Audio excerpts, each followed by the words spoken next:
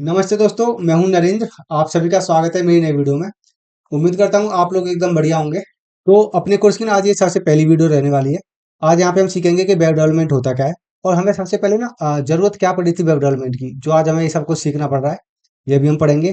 फिर उसके बाद देखेंगे कि हमारी वेबसाइट वर्क कैसे करती है। मतलब जैसे हम किसी भी सर्च इंजन के अंदर उसके एड्रेस बार में दो चीज लिखते हैं, या तो कोई वैलिड यूआरएल लिखते हैं तो हमें वेबसाइट ओपन हो जाती है सीधे। दूसरा क्या होता है, हम कोई सर्च क्वेरी लिखते हैं और सर्च क्वेरी लिखने के बेसिस पे हमें ना कुछ कुछ वेबसाइट शो कराई जाती हैं। उन वेबसाइट में से जो हमें चाहिए उस पर हम क्लिक करते हैं और हमारे पास डेटा आ जाता है। तो आज हम यही सीखेंगे बिहाइंड द सीन क्या चल रहा होता है जो हमारे पास एक क्लिक करते ही डेटा आ जाता है। ठीक है। तो अभी हम देखेंगे कि वेब डेवलपमेंट होता क्या है। सिंपली एक लाइन में बताऊं तो वेब डेवलपमेंट का मतलब होता है कोई एक वेबसाइट बनाना और उसे इंटरनेट के ऊपर रन कराना। ये सिंपल सा एक मीनिंग होगा वेब डेवलपमेंट का। अच्छा, अभी आप सोच रहे होंगे कि अगर वेबसाइट बनाना इतना इजी होता है जैसे कि HTML CSS और जावास्क्रिप्ट से हमारी वेबसाइट बन जाती है, तो हमें इतनी नई नई टेक्नोलॉजी सीखने की क्या ज़रूरत है। तो हमें वेबसाइट बनाने के लिए कौन सी टेक्नोलॉजी की ज़रूरत है वो डिपेंड करता है हमारी वेबसाइट की रिक्वायरमेंट पर। अगर सपोज हमें एक ऐसी वेबसाइट बनानी है जहाँ पे हमें सिर्फ अपनी कोई इन्फॉर्मेशन प्रोवाइड करानी है, तो वो सिंपली एक HTML CSS और जावास्क्रिप्ट से बन जाएगी। लेकिन एक हम ऐसी वेबसाइट बना रहे हैं जहाँ पे हम यूजर का डेटा कलेक्ट करना चाहते हैं और वो डेटा फिर यूजर को शो कराना चाहते हैं अलग अलग पोर्शंस में। उस टाइम पे हमें क्या चाहिए, वो यूजर का डेटा हमें कहीं ना कहीं पे स्टोर कराना पड़ेगा, तो उसके लिए एक डेटाबेस चाहिए। तो डेटाबेस हम यहाँ पे जो यूज करेंगे वो यूज करेंगे मोंगोडीबी। अब हमारे पास डेटा है डेटाबेस में, और हमारा जो वेबसाइट जो रन होती है वो रन होती है ब्राउजर में। ब्राउजर डेटाबेस से डायरेक्ट कनेक्ट नहीं हो सकता, तो उसके लिए एक मीडिएटर की जरूरत पड़ती है। तो यहाँ पे जो मीडिएटर रहेगा जो ब्राउजर और डेटाबेस को कनेक्ट कराएगा, वो कनेक्ट कराएगा नोड.js। अब देखो हमें सिर्फ ना यूजर का ना डेटा स्टोर कराना था और वो डेटा हमें यूजर प्रोफाइल में शो कराना था। उसी चीज को कराने के लिए हमें एक डेटाबेस की जरूरत पड़ गई, एक सर्वर की जरूरत पड़ गई। अब जैसे जैसे वेबसाइट में रिक्वायरमेंट आती जाएगी वैसे वैसे नई नई टेक्नोलॉजी हम उसमें यूज करते जाएंगे। तो अभी देखते हैं कि हमें वेब डेवलपमेंट की जरूरत क्या पड़ी थी। इंटरनेट से पहले ना हमें कोई डेटा शेयर करना होता था। तो उस टाइम पे डेटा शेयर करने के लिए हमारे पास ज़्यादा ऑप्शन थे नहीं। तो क्या करते थे, या तो हम मेल कर पाते थे या फिर फैक्स कर पाते थे। ये ना एक बहुत ही स्लो प्रोसेस होता था। तो 1991 में ना एक टिम बर्नर्स ली, एक साइंटिस्ट रहे थे, उन्होंने ना एक वेबसाइट क्रिएट करी थी HTML के थ्रू। तो फिर उन्होंने क्या किया, उस वेबसाइट पे ना इन्फॉर्मेशन प्रोवाइड कराई गई और वो ना फिर क्या हुआ, वो इन्फॉर्मेशन हमें ना वर्ल्ड वाइड एक्सेसिबल होने लगी। तो वेब डेवलपमेंट क्या हुआ, एज ए सॉल्यूशन निकल के आया हमें इन्फॉर्मेशन शेयर करने के लिए। तो स्टार्टिंग में क्या हुआ था कि फिर हमारी जो वेबसाइट बनती थी वो इन्फॉर्मेशन शेयर करने के लिए काम में आने लगी। लेकिन बाद में क्या हुआ, जैसे जैसे टाइम बीतता गया उसमें चेंजेस आते गए, अपडेशन आते गए, और आज वेबसाइट जो हमारी एक वेब एप्लीकेशन में बदल चुकी है। तो अभी देखते हैं कि एक वेबसाइट वर्क कैसे करती है। ठीक है, तो सबसे पहले क्या करते हैं, कोई भी एक सर्च इंजन होगा उसका एक एड्रेस बार होता है। उस एड्रेस बार में हम कोई एक ना वैलिड यूआरएल लिखते हैं। ठीक है, तो अभी मैं क्या करता हूँ, किसी एक वेबसाइट का ना नाम यहाँ पे एंटर करता हूँ। सबसे पहले मैं लिखता हूँ flipkart.com। ठीक है, ये एंटर करता हूँ तो यहाँ पे ना फ्लिपकार्ट की वेबसाइट ओपन होके आ जाती है। अच्छा, वेबसाइट ओपन होने से पहले क्या होता है एक बार वो और बताता हूँ आपको। अच्छा, जैसे ही मैंने सर्च इंजन के एड्रेस बार में flipkart.com लिखा तो वो एक फ्लिपकार्ट की वेबसाइट ओपन होके आ गई। लेकिन उससे पहले क्या होता है, उससे पहले एक प्रोसेस होता है DNS लुकअप। अच्छा, यहाँ पे DNS क्या होता है उसके बारे में बताता हूँ अभी। जैसे इन फ्यूचर जब आप कभी एक वेबसाइट बनाओगे, उस वेबसाइट को इंटरनेट पर रन कराने के लिए उसे होस्ट कराना पड़ता है। तो कुछ होस्टिंग प्लेटफॉर्म होते हैं, जैसे होस्टिंजर हो गया, गोडैडी हो गया। ये कुछ प्लेटफॉर्म होते हैं जो हमारी वेबसाइट को इंटरनेट पे होस्ट कराते हैं। तो इंटरनेट पे होस्ट कराने के लिए ना ये हमें एक रजिस्ट्रेशन नंबर प्रोवाइड कराते हैं, उसको बोलते हैं IP एड्रेस। और फिलहाल जो IP एड्रेस हमें मिलता है वो वर्जन 6 मिलता है। अब हमें हमारी वेबसाइट का एक IP एड्रेस मिल चुका है। अब मैं उस IP एड्रेस को सर्च इंजन में एंटर करूंगा तो क्या होगा, मेरी वेबसाइट ओपन होके आ जाएगी। बट दिक्कत क्या होती है, IP एड्रेस जो होता है ना, जो IP एड्रेस वर्जन 6 है वो होता है 32 करेक्टर का। अब 32 करेक्टर वो भी अल्फा न्यूमेरिक याद करने में दिक्कत होती है। तो फिर उसके लिए क्या करते हैं, एक ह्यूमन फ्रेंडली नेम प्रोवाइड कराते हैं अपने IP एड्रेस को, उसे बोलते हैं DNS।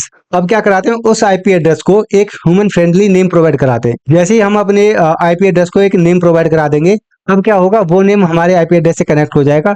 इन फ्यूचर जब कभी हम अपने उस ह्यूमन फ्रेंडली कीवर्ड को सर्च इंजन के एड्रेस बार में एंटर करेंगे, जैसे अभी हमने क्या करा था, फ्लिपकार्ट की वेबसाइट के IP एड्रेस का ह्यूमन फ्रेंडली नाम क्या है, flipkart.com।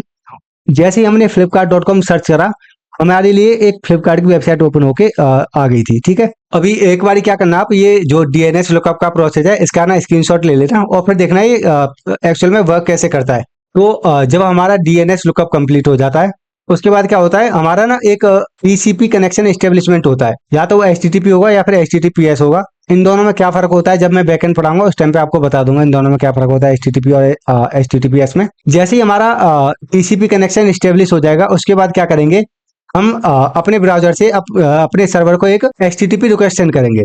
अभी दिखाता हूँ वो कैसे करते हैं। जैसे मैंने यहाँ पे एक नया टैब ओपन करा तो यहाँ पे सर्च करेंगे https://flipkart.com। तो अब क्या होगा, जैसे ही हमने एक रिक्वेस्ट सेंड करी और यहाँ पे सेम जैसे अभी यहाँ पे flipkart.com लिखने के बाद आया था, सेम यहाँ पे http.flipkart.com लिखने के बाद आ गया। ठीक है, ये हमने क्या करा, अभी यहाँ पे एक http रिक्वेस्ट सेंड करी है सर्वर को। और जब हम एक http रिक्वेस्ट सेंड करते हैं तो वो उस टाइम पे कोई ना कोई एक मेथड के थ्रू हम उसे सेंड करते हैं, या तो वो एक गेट रिक्वेस्ट होगी, या फिर वो एक पोस्ट रिक्वेस्ट हो सकती है, या फिर पुट हो सकती है, या फिर डिलीट हो सकती है। और जो अभी हमने अपने ब्राउजर में सर्च करा था https://flipkart.com, वो क्या था, वो एक हमारी यहाँ पे यूआरएल थी। हेडर और बॉडी वो जब आपको मैं बैकएंड पढ़ा रहा हूँ वो तभी समझा दूंगा, अभी ज्यादा समझ में भी नहीं आएगा। ये इतना क्लाइंट का काम हो गया, यानी अपने ब्राउजर का काम हो गया यहाँ से रिक्वेस्ट सेंड करने का। अब वो रिक्वेस्ट पहुंच गई सर्वर के पास। अब सर्वर के ऊपर डिपेंड करता है वो रिक्वेस्ट को एक्सेप्ट करेगा या फिर रिजेक्ट करेगा। ब्राउजर का बस इतना काम था कि उसने एक रिक्वेस्ट सेंड करी। अब क्या होगा, वो रिक्वेस्ट आएगी सर्वर के पास। सर्वर में क्या होता है, एक express.js होता है, वो क्या करता है उस यूआरएल को उठाएगा और अपने अंदर जो राउटिंग क्रिएट कर रखी होगी उस राउटिंग के साथ मैच कराएगा। यानी जो हमारी रिक्वेस्टेड यूआरएल थी अगर वो हमारी राउटिंग के साथ मैच हो गई तो जो भी हमें ऑपरेशन परफॉर्म कराना था वो ऑपरेशन परफॉर्म हो जाएगा। तो उसके बाद क्या होगा, सर्वर हमारा एक रेस्पॉन्स सेंड करेगा क्लाइंट को। ठीक है, जैसे ही क्लाइंट हमारा रेस्पॉन्स रिसीव करेगा तो अभी देखते हैं वो रेस्पॉन्स हमारा यूआई पे कैसे प्रिंट होता है। सबसे पहले क्रिएट होता है डॉम, फिर उसके बाद क्या होता है सीएसएस ओम क्रिएट होता है। इसका मतलब होता है सीएसएस ऑब्जेक्ट मॉडल। एक सीएसएस पार्सर होता है, वो सीएसएस को पास कर देता है। ठीक है, इसके बाद क्या होता है, डॉम और सीएसएस ओम इन दोनों को मिला के एक रेंडर ट्री बनता है। ध्यान रखेंगे यहाँ तक अभी हमारे यूआई पे कुछ शो नहीं होगा। ठीक है, जैसे ही रेंडर ट्री क्रिएट हो जाएगा उसके बाद होता है लेआउट बनना। और यहाँ पे लेआउट का मतलब होता है the process of calculating the exact position and size of each element होता है स्क्रीन। और यहीं पे सीएसएस के रूल्स भी अप्लाई होते हैं। उसके बाद नंबर आता है पेंटिंग का। अब हमारा यहाँ पे यूआई पे कुछ कुछ शो होना शुरू होगा। यहाँ पे क्या है, ये एक फाइनल प्रोसेस होता है, browser fill the pixels on the screen with the colours, images, text, shadow, border etcetera, जो कुछ भी होगा सब कुछ यहाँ पे यूआई पे शो होने लगेगा। फिर उसके बाद नंबर आता है जावास्क्रिप्ट एग्जीक्यूशन का। इसका मतलब यह है कि अब हम अपनी वेबसाइट के साथ कुछ इंटरेक्शन कर सकते हैं। तो अभी अपनी वीडियो को रिकैप करते हैं। तो सबसे पहले हमने पढ़ा था वेब डेवलपमेंट क्या होता है। तो वेब डेवलपमेंट का मतलब था कि एक वेबसाइट क्रिएट करना और उसे इंटरनेट पर रन कराना। तो दूसरा था कि वेब डेवलपमेंट की हमें जरूरत क्यों पड़ी थी। तो इनिशियल टाइम पे क्या हुआ था कि हमें इन्फॉर्मेशन शेयर करनी होती थी, उसके लिए हमें कुछ सॉल्यूशन ढूंढ रहे थे। तो उस टाइम पे ना एक वेबसाइट बनाई गई और वो ग्लोबली हमें एक्सेसिबल होने लगी थी। वो एक सॉल्यूशन निकल के आई इसके लिए कि हमें इन्फॉर्मेशन शेयर करनी है। अब क्या हुआ, वो वेबसाइट से लेके हम वेब एप्लीकेशन तक आ चुके हैं, अब इतना आगे बढ़ चुके हैं। ठीक है, दूसरा वेबसाइट वर्क कैसे करती है। सबसे पहले क्या करते हैं, यूआरएल एंटर करेंगे। यूआरएल एंटर होने के बाद क्या होता है, डीएनएस लुकअप होता है। जैसे डीएनएस लुकअप कंप्लीट हो जाएगा उसके बाद क्या होगा, एक टीसीपी कनेक्शन एस्टेब्लिशमेंट होगी। फिर क्या होता है, एक ब्राउजर क्या करेगा, एक एचटीटीपी रिक्वेस्ट सेंड करेगा सर्वर को। अगर वो रिक्वेस्ट वैलिड होगी, अगर वो रिक्वेस्ट इनवैलिड होगी तो हमें रेस्पॉन्स पे क्या मिलेगा, इनवैलिड रिक्वेस्ट। अगर रिक्वेस्ट वैलिड होगी, वो वैलिड और इनवैलिड कौन चेक करेगा, वो चेक करेगा express.js। ठीक है, अगर रिक्वेस्ट वैलिड हुई तो कोई ऑपरेशन परफॉर्म होगा। वो ऑपरेशन परफॉर्म होने के बाद हमें कुछ डेटा मिलेगा वापस। सर्वर क्या करेगा, उस डेटा को एज ए रेस्पॉन्स क्लाइंट के पास भेजेगा, यानी ब्राउजर के पास भेजेगा। और ब्राउजर का काम क्या रहेगा, उस डेटा को, जो भी रेस्पॉन्स आया उसको अपने पेज पर रेंडर कराना है, यानी अपनी यूआई पर रेंडर कराना है।